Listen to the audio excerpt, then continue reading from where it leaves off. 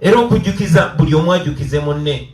Tumanye we are more important than what we've been reduced to.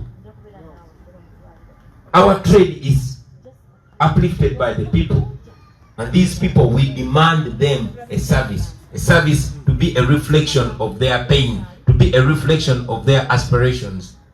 We are much bigger than the DJs we are, than the artists that we are, than the radio presenters that we are. We are messengers of the people. Question, are we doing that? Are we fulfilling that message? Ekyo kibuuzo kigende eri ffenna nange waako. Njabbeebaza nnyo okumpuliriza, nebaze nabitone bannaffe abasalawo kireme kkoma ku ekyo, kubanga we are not only that. Era example eziri tulina wano muganda waffe kati Honorable Kayemba Solo yali manager wa artist.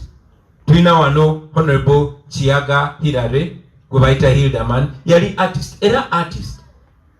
Tulina ba Honorable ba Geoffrey Rutaya bali ba artist, era ba artist. But we don't limit ourselves only to that. Naffe tuli bana Uganda tobeera na limitation. Baleme kugamba nti ago ina kwogera bino goli muyimbi. No. Botandise okwogera bya politics. What is politics? Politics is life. Politics ge malwaliro gogendamu. Politics enzugudo zovugirako. Politics ye dembe lyo oba ofulume waka oba tofuluma. Politics ge masomero omwana wo gasomeramu oba gatagendamu. Nabadde ntunula mu Africa yonna.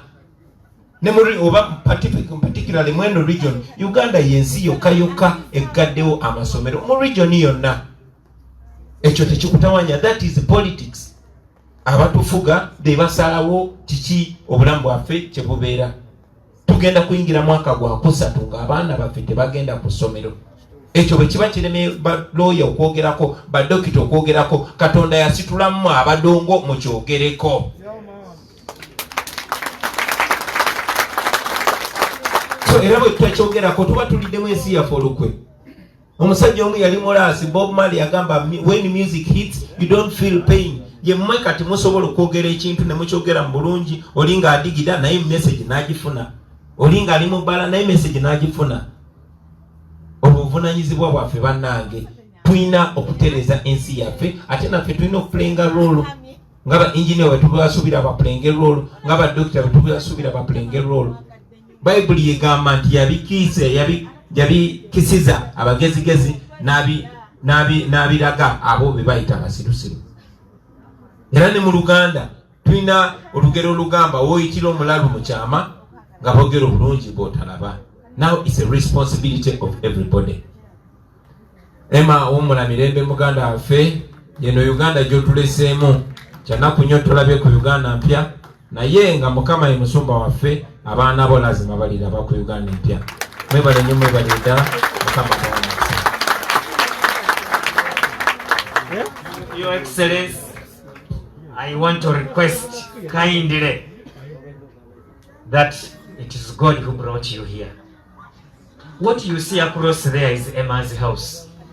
Wano jirabira wano. Erikulito. Yiyo erabika ye. Yakagizimba weeks 3 eziwedde avwe wanagenda afuna obulwadde buno. Naye bwoze Katonda yakulese. Njagala oddeyo kwata omuzindaalo guno. Abantu bano abazze wano tufuneyo amabaati tuteekereko abaana ku nyumba eyo. Mukama akukozesa. Mukadde wange kwebaza nzikiriza nti omuzindaalo ngukwate kati nga sinnaddayo Kampala. Nsooke nkulemberemu babaka bannange tugende ewa Namwandu. Tugende wano wennyini.